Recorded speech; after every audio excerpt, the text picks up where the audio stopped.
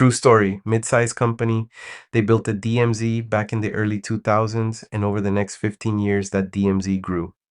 Web server, mail relay, FTP box for a partner, a jump host, a monitoring agent, a test instance somebody spun up for a demo and nobody ever turned off. By the time I got the consulting call, that DMZ had 47 hosts in it, 3 of which had open RDP to the internet, and the firewall rule set between the DMZ and the internal network had so many exceptions that it was effectively flat. The pen tester pivoted from the test instance into the internal payroll database in under 2 hours. The lesson: a DMZ is not a place you put things. It is a discipline you maintain. Today, we talk about every box in the rack and every zone in the network, and we rank them by how much damage a misconfiguration in each one will cost you. Objective 3.2. Let's go. Start with placement. Where you put a security device in the topology determines what traffic it can see and what traffic it can control. There are 4 zones the exam wants you to know cold. External, also called the internet. Completely untrusted, zero implicit trust. The DMZ, demilitarized zone. Semi-trusted, this is where public-facing services live. Web servers, email relays, public DNS. The internal network, trusted, where employees and corporate systems sit. And the restricted zone, most trusted, most tightly controlled. PCI cardholder data, executive systems, ICS, anything where a leak ruins your year. Rank these by risk in your head every time. Restricted is the crown jewels. Protect it like it. DMZ is the part that talks to the public. Assume it will get probed every minute of every day. Internal is the lateral movement playground. If anything else fails, defense in depth lives here. External is the fire hose. Never trust a single packet from it. The DMZ exists specifically because public-facing services have to take connections from untrusted users. You isolate them so that when one of them gets compromised, the attacker is still on the wrong side of another firewall on the way to your databases. Attack surface is the sum of every place an attacker could enter or exfiltrate. Every open port, every running service, every active account, every exposed API, every unpatched binary. The first job of an architect is to make that number smaller. Disable services nobody uses, close ports nobody needs, remove accounts that have not logged in this quarter. Patch the rest. Anyone who has run a clean nmap, baseline against a fresh build and a year-old production box knows the gap that opens up if nobody is paying attention. Failure modes. When a security device dies, what happens to traffic? 2 answers. Fail open lets traffic through, availability priority. Fail close blocks all traffic, security priority. The default for almost every security control should be fail closed. A failed firewall that passes everything is worse than downtime. The exception is a non-critical inline path where downtime is genuinely unacceptable. And even then, you write the decision down in the design doc so the auditor cannot pretend it was an accident. Active versus passive. Inline versus out of band. This is the language of the IDS versus IPS question that shows up on every Security Plus form. Active devices sit in the traffic path. Every packet flows through them. They can block. Firewall, IPS, inline, active. Passive devices receive a copy of the traffic, usually from a SPAN port or a network tap. They can alert, but they cannot block. IDS, packet capture box, passive, out of band. The choice is a trade-off. Active gives you control and adds latency and risk if it fails. Passive adds zero latency and zero risk to traffic flow, but cannot stop anything. Pick based on what the path can tolerate. Network appliances, walk them in order.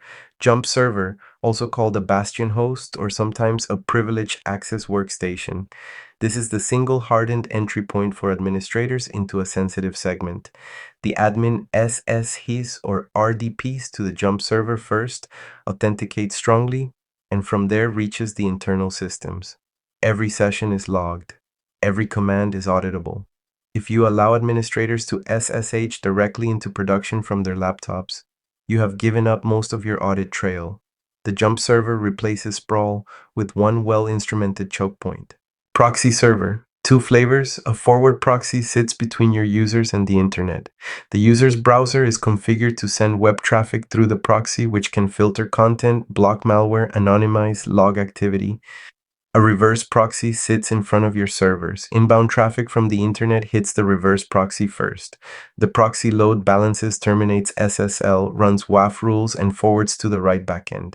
Both flavors can perform SSL inspection. Decrypt, inspect the plaintext, re-encrypt, forward. Useful for catching malware in encrypted traffic. Controversial because it breaks end-to-end TLS guarantees and creates a high-value middle box that itself becomes a target. Decide whether you can defend the inspection point before you deploy it. IDS versus IPS, the question the exam will absolutely ask. Same detection engine, different placement and different response. IDS is passive, out of band, alert only. IPS is active, inline, blocks.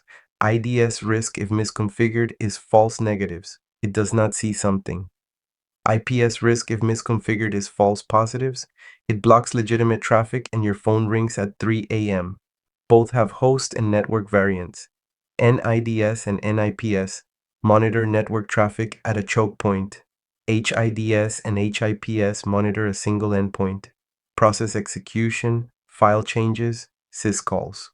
The exam will hand you a scenario like, quote, security needs to detect attacks without affecting traffic flow, end quote.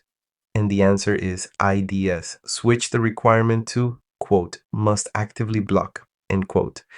And the answer flips to IPS. HSM, Hardware Security Module. Dedicated physical hardware whose entire job is generating keys, storing keys, and performing cryptographic operations on those keys without ever exposing the key material. You hand it data to sign, it hands you a signature. You hand it ciphertext, it hands you plaintext. The keys never leave the device in plaintext. HSMs are required for PKI roots of trust, for code signing at scale, and for PCI DSS compliant payment processing. The reason? Software-based key storage is only as strong as the operating system protecting it, and operating systems get owned. An HSM is a tamper-resistant module that resists even physical attack. Log aggregators and SIEM. Syslog is the venerable protocol, UDP 514 by default, TCP 514 or 6514 for reliable and encrypted variants. Devices ship logs to a central server. Log aggregators normalize the formats so you can correlate across vendors. SIEM, SIM sits on top of that pile. Splunk, IBM Credar, Microsoft Sentinel. SIEM correlates events in real time, alerts on patterns, builds dashboards, and produces compliance reports. Without a SIEM, your logs are forensic evidence. With one, they become detection. Both are valuable. Only one wakes you up before the breach gets bigger. Port security. IEEE 802.1x. Port-based network access control at the switch port level. The device wanting access, the supplicant, talks to the switch, the authenticator, which forwards the credentials to a backend server, almost always a RADIUS server like FreeRadius or Microsoft NPS. The framework that carries the credentials is EAP, Extensible Authentication Protocol. Until authentication succeeds, the port stays closed. Plug an unauthorized laptop into a wall jack and you get nothing. This is what stops the contractor from walking in with a personal device, finding an open port in a conference room and bridging onto your network. If you have ever audited a corporate LAN and found 72 unmanaged devices on the production VLAN, 802.1x is the answer. Firewalls. Walk them from oldest to newest. Packet filtering. Stateless. Layer 3 and 4. Looks at IP addresses, ports, protocol flags, independent decision per packet, fast, simple, and blind to context. If the rule says allow port 443 from anywhere, every packet on port 443 gets through, including the ones that have nothing to do with a real TCP session. This is what we used in 1995. Stateful firewalls, same layer 3 and 4, but with a connection state table. The firewall remembers which outbound sessions you opened and only allows return packets that match a real established session. It is faster than re-evaluating policy on every packet because the state lookup is cheap. and it is more secure because injected packets do not match any established session. This has been the workhorse for 2 decades. WAF, Web Application Firewall, Layer 7, HTTP aware, sits in front of web applications and inspects requests and responses at the application layer. Blocks SQL injection, cross-site scripting, CSRF, path traversal, command injection. Can run in positive security mode, explicitly whitelist allowed request shapes, or negative security mode, blacklist known bad signatures. Positive is more secure and more painful to maintain. Negative is easier to deploy and trivially bypassed by novel attacks. Most teams run negative and tune relentlessly. NGFW, Next Gen Firewall, the everything fits in one box appliance. Stateful firewall plus deep packet inspection plus application awareness. It can recognize Zoom regardless of what port Zoom decided to use today, plus integrated IPS plus TLS inspection plus user identity awareness, so that policy can read, quote, allow Bob to reach Salesforce, end quote, instead of an IP address in a spreadsheet. Palo Alto, Fortinet, Cisco Firepower, Checkpoint. Ranking firewalls by exam relevance, NGFW and WAF are the headline acts. Stateful is the baseline you must explain. Stateless packet filtering is the historical reference. Layer 4 versus Layer 7 is a frequent compare and contrast. Layer 4 is fast and content blind. Layer 7 is slow and content aware. Secure communication. VPN, Virtual Private Network, encrypts traffic across an untrusted network so the communications channel looks private. Site-to-site VPN connects 2 networks together, headquarters and a branch office, and stays up continuously.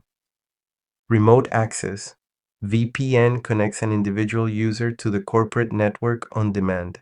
Protocols you must know, IPSec at Layer 3, the standard for site-to-site. SSL/TLS VPN, which uses port 443 and slips through almost any firewall because it looks like HTTPS. WireGuard, the modern minimal option that is faster and simpler and gaining ground fast. Split tunneling, where only corporate-bound traffic goes through the VPN and the rest goes direct to the internet, is a trade-off. Better performance, less visibility. Decide which one matters for the user population. TLS, Transport Layer Security, replaced SSL. SSL 3.0 is dead, killed by Poodle. TLS 1.2 is the widely supported workhorse. TLS 1.3 is faster, 1 round-trip handshake instead of 2, removed all the broken cipher suites, and made forward secrecy mandatory. Used by HTTPS, SMTPS, IMAPS, FTPS, and basically every protocol that respects itself in 2026. If you have ever debugged a TLS handshake at 3 a.m., you know how rewarding it is when the cipher suites finally line up. SD-WAN, software-defined WAN, treats WAN links as a pool, MPLS, broadband, LTE, and dynamically picks the best path per application. Encrypts traffic between sites by default. Centralized policy. Reduces dependence on expensive MPLS circuits, which is most of why CFOs love it. SASE, Secure Access Service Edge, the cloud-delivered architecture that combines SD-WAN with CASB SWG. Secure Web Gateway, ZTNA, and Firewall as a Service. Security policy gets enforced at the cloud edge close to the user, regardless of where the user happens to be. SASE is the natural delivery model for zero trust, because there is no implicit trust based on being inside a corporate building. Defense in depth, stack multiple controls so that no single failure becomes a breach. Network layer, firewall and IPS, host layer, EDR and HIPS, data layer, encryption and DLP, identity layer, MFA and PAM. Least privilege, grant only what is required for the role. Separation of duties. No single person should hold every key to the same lock. The person who initiates a payment is not the person who approves it. Zero trust. Never trust, always verify. Every access request is authenticated and authorized regardless of where on the network it originates. The internal network is no longer the trusted zone. The user, the device, and the request are evaluated every time. 2 scenarios to lock this in. Scenario 1, quote, the security team needs to stop SQL injection against a public web application, end quote. The answer is not a stateful firewall. The answer is not even an NGFW's basic IPS signature. The answer is a WAF operating at layer 7 in front of the application with rules tuned for that application. Scenario 2, quote, the security team needs to monitor for suspicious activity on a database server without affecting performance, end quote. Inline IPS adds latency and risks blocking. The answer is HIDS on the host or NIDS on a tap, both passive, both alert only. Pick the device that matches the requirement, not the device with the most marketing. 1 reality check on encrypted traffic. The vast majority of internet traffic is now TLS, somewhere north of 95% for most enterprise outbound. Without inspection, your perimeter security devices are deaf to the contents of nearly every connection.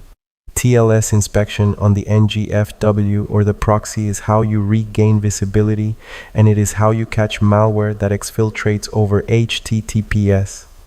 The trade-off is privacy and complexity. You are decrypting employee traffic, you have to manage a trusted intermediate certificate on every endpoint, and certificate pinning on some applications will simply break. Modern SASE platforms handle this at the cloud edge, which is part of why SASE is winning architectural mindshare. Every architect should know whether their inspection coverage is at the perimeter, on the endpoint, or both, and where the gaps live. Action checklist. 1. Name your zones and write down what kind of trust each one gets. Restricted, internal, DMZ, external. 2. Make every security device fail close unless you have a documented reason for the opposite. 3. When the question is, must alert without affecting traffic, the answer is IDS, passive, out of band. When it is, must actively block, the answer is IPS, inline, active. 4. Admins go through the jump server. Direct admin access from laptops to production is an audit failure. 5. Proxies break encryption when configured for inspection. If you cannot defend the inspection point, do not deploy it. 6. HSMs hold cryptographic keys. The keys never leave the device. 7. 802.1x plus RADIUS plus EAP is the trio for switch port authentication. 8. Stateful firewalls are the baseline. WAFs handle layer 7 web attacks. NGFWs bundle deep packet inspection, application awareness, integrated IPS, and TLS inspection. 9. For site-to-site VPN, default to IPSec. For remote access through restrictive networks, SSL/TLS VPN on port 443. 10. SASE is zero trust delivered from the cloud edge. Build toward it. Next up, Objective 3.3. Data protection. We have controlled the network. Now we control the data flowing through it. Classification, the 3 states of data, encryption versus tokenization versus masking, and the regulations that define what you must do to which kind of data. Bring your acronym dictionary. HIPAA, PCI DSS, GDPR, SOX, GLBA all show up. See you in 3.3.